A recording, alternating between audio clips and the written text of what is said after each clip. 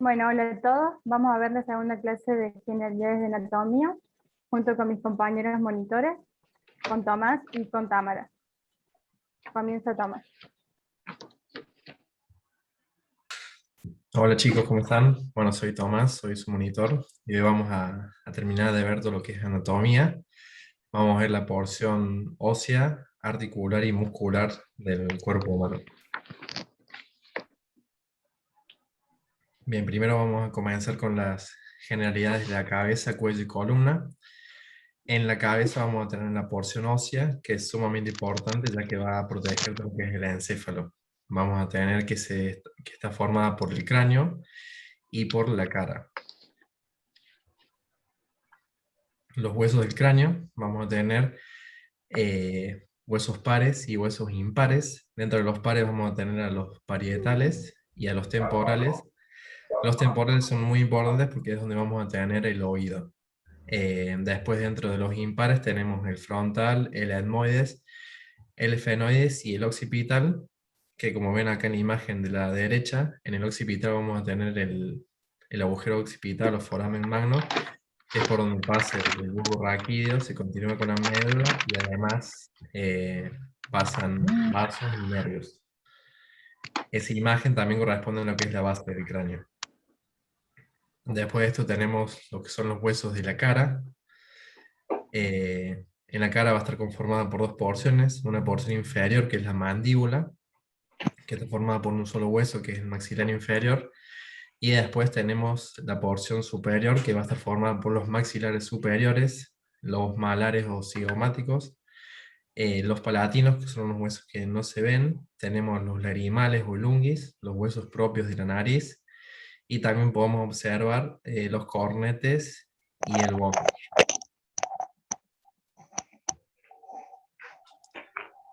Bien, y una articulación importantísima de la cara es la articulación temporomandibular, que va a estar asociando lo que es la mandíbula con el hueso temporal. Esta articulación es una condiloartrosis y como podemos ver tiene distintos ligamentos que las unen, tenemos una porción muscular y además nos permite mover la boca para todo lo que es la masticación, el habla y también influye un poco en lo que es el equilibrio.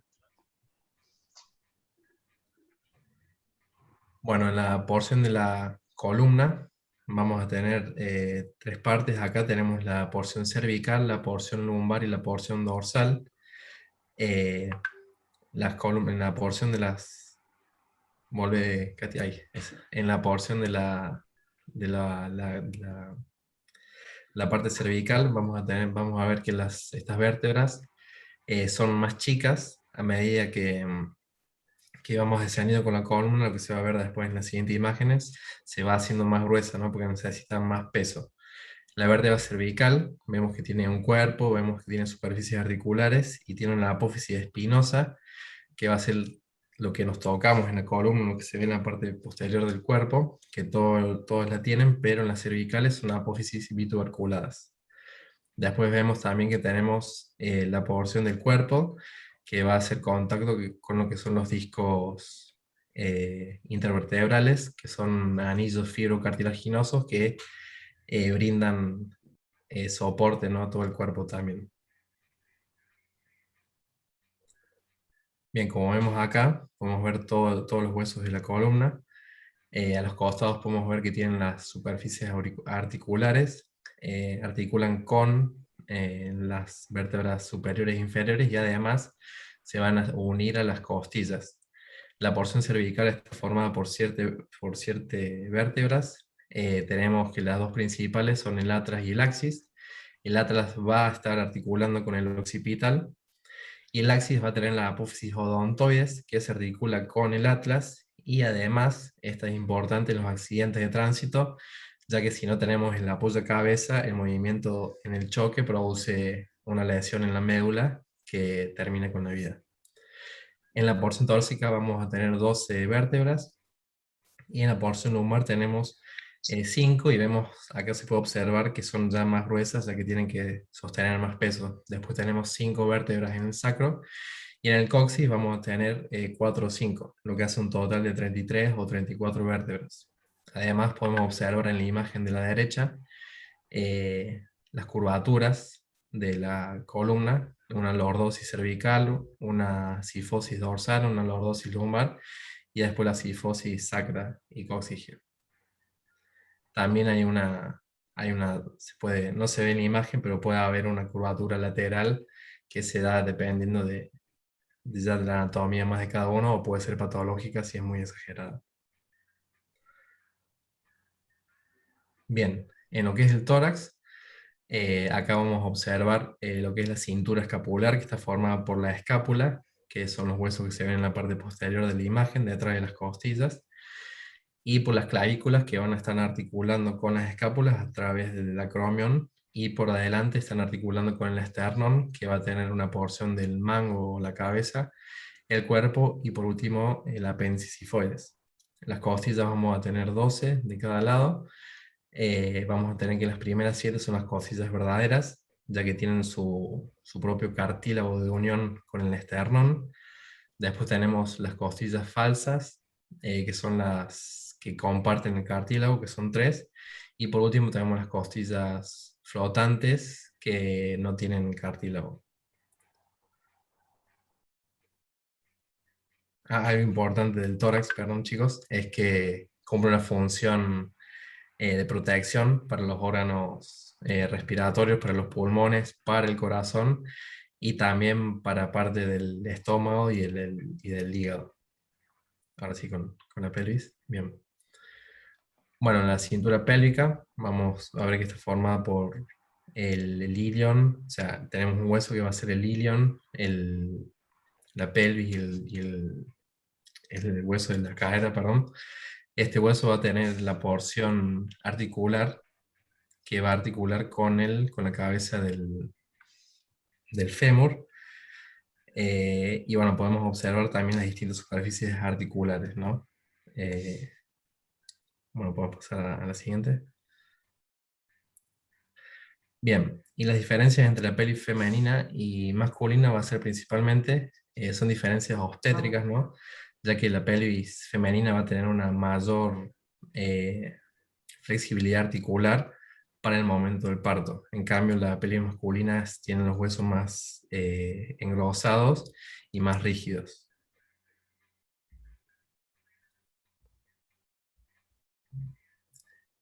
Bien, y acá tenemos la articulación sacroilíaca.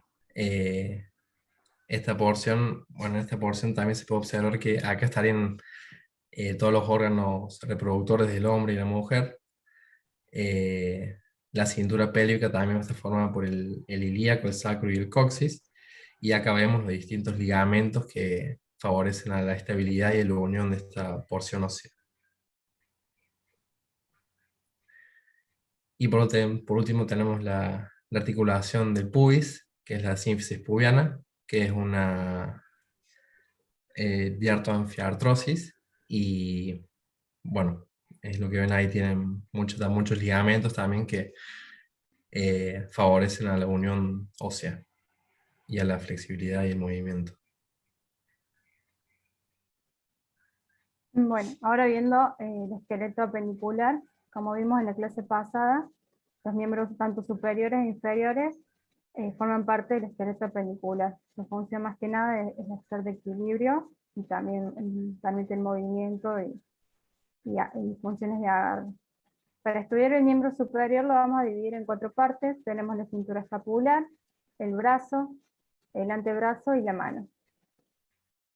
La cintura escapular, como vimos recién, está compuesta por la clavícula en un plano anterior del cuerpo. Es un hueso largo, plano, en forma de S alargada. Y en un plano posterior del cuerpo tenemos el omóplato o escápula, que también es un hueso plano en forma de triángulo. En el brazo está compuesto por un solo hueso, que es el húmero, es un hueso largo. Los huesos largos los podemos dividir en 3 partes.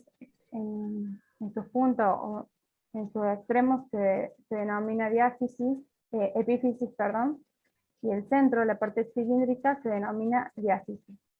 El húmero en su epífisis superior se articula con la cintura escapular. Acá tenemos la articulación, que sería la del hombro, la escápulo-humeral.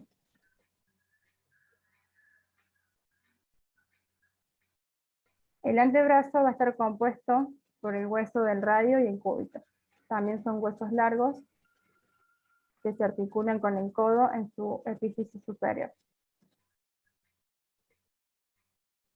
En el codo tenemos 3 articulaciones: la húmero-radial, la húmero-cubital y la radio-cubital proximal.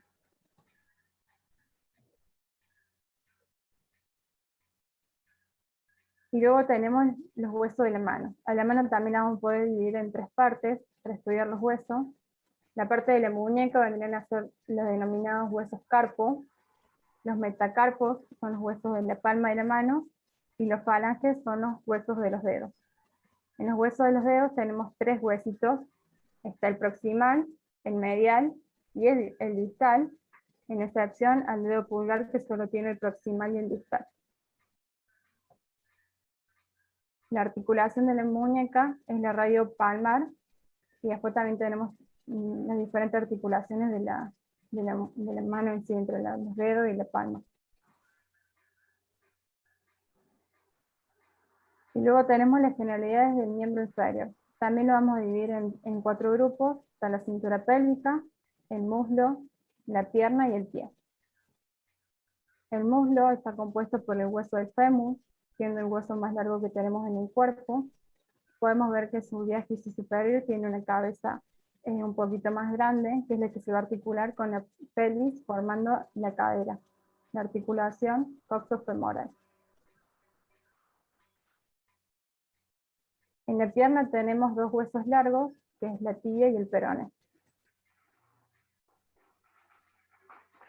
Acá vemos la articulación de la rodilla, la fémero-tibial y la fémero-rutibiana, que une al fémur con la tibia y el fémur con la rótula.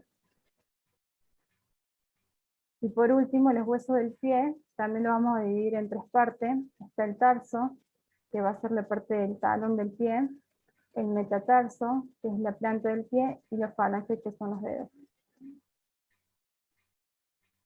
La articulación del tobillo se denomina astragalia, es la que une la tibia y el peroné.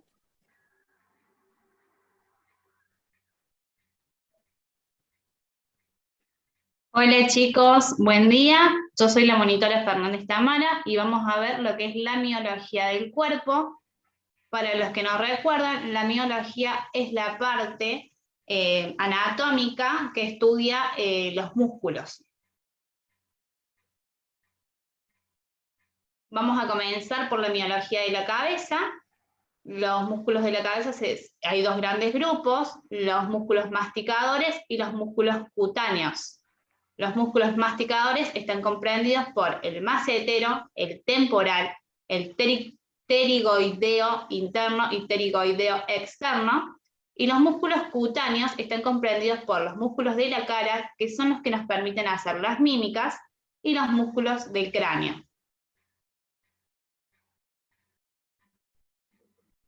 Tenemos los músculos del cuello, que se clasifican en anteriores, laterales y posteriores. Están los músculos cutáneos del cuello y un músculo muy importante, que es el músculo esternocleidomastoideo, que se puede ver desde las 3 posiciones, tanto anterior, lateral como posterior, y como función tiene la rotación de la cabeza, la flexión y extensión del cuello, y también es un músculo accesorio de la respiración al elevar la clavícula. Tenemos los músculos cervicales y dorsales posterior. Aquí podemos ver también el esternocleidomastoideo de la parte posterior. Tenemos el músculo esplenio de la cabeza, los músculos deltoides, músculo trapecio, músculo intraespinoso con la fascia intraespinosa. Podemos ver los músculos dorsales desde un plano más amplio. Se vuelven a nombrar los que nombramos anteriormente. Tenemos también el acromión, el deltoides, el oblicuo mayor, músculo redondo mayor, músculo romboides mayor, oblicuo mayor, cresta ilíaca, aponeurosis dorso lumbar.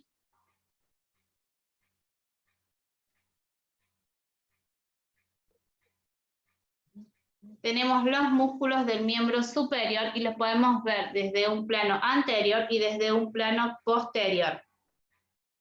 Desde un plano anterior podemos nombrar los músculos pectorales mayores, el músculo deltoides, músculo bíceps braquial, el braquio radial, el flexor radial carpo, el flexor superficial de los dedos, músculo flexor cubital del carpo, tendones de los músculos flexores de los dedos, eso es de una parte anterior. Y desde una parte posterior podemos nombrar el músculo trapecio, el deltoides, el dorsal ancho, el tríceps braquial, tendones del músculo de tríceps braquial, músculo extensor radial largo del carpo, músculo extensor radial corto del carpo, músculo flexor cubital del carpo, músculo extensor de los dedos, músculo extensor del quinto dedo y los tendones de los músculos extensores de los dedos.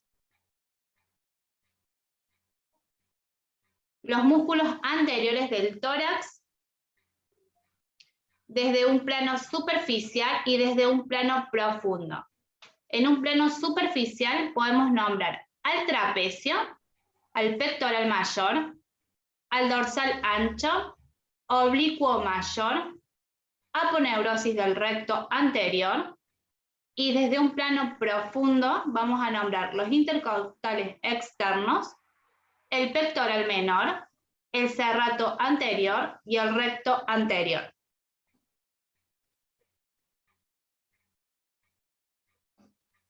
El diafragma es el músculo respiratorio, están las inserciones costales y vertebrales. La inervación del nervio frénico, que está en el nacimiento cervical 3, 4 y 5.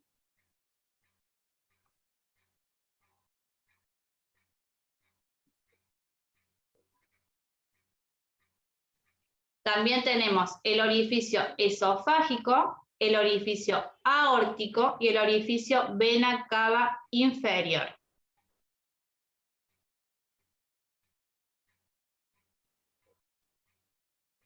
Tenemos músculos implicados en la respiración. ¿Cuáles son estos músculos que están implicados?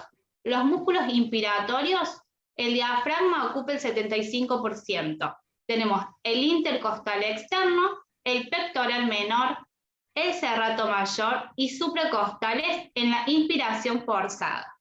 Y los músculos expiratorios en pasiva, si la respiración es forzada, es el intercostal interno. Los músculos de la pared abdominal tenemos los músculos anteriores, los músculos laterales y los músculos posteriores. Tenemos el transverso abdominal, el oblicuo internos, oblicuos externos y recto abdominal. Los músculos de la pelvis, tenemos músculos de la pelvis extrapélvicos e intrapélvicos y los músculos del piso pélvico. Tenemos una diferencia entre la pelvis del hombre y la pelvis de la mujer.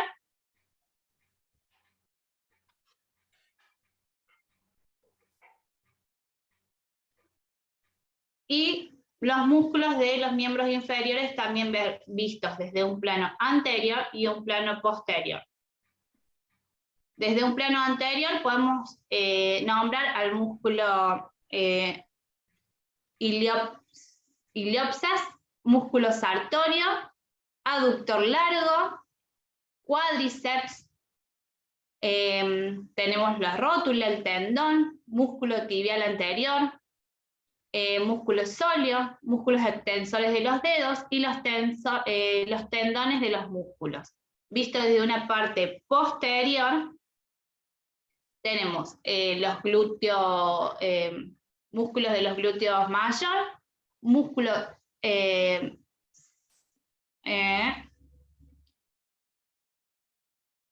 vasto lateral, bíceps femoral, el rombo popliteo, músculo sóleo, el tendón de Aquiles, y el hueso calcáneo, perdón.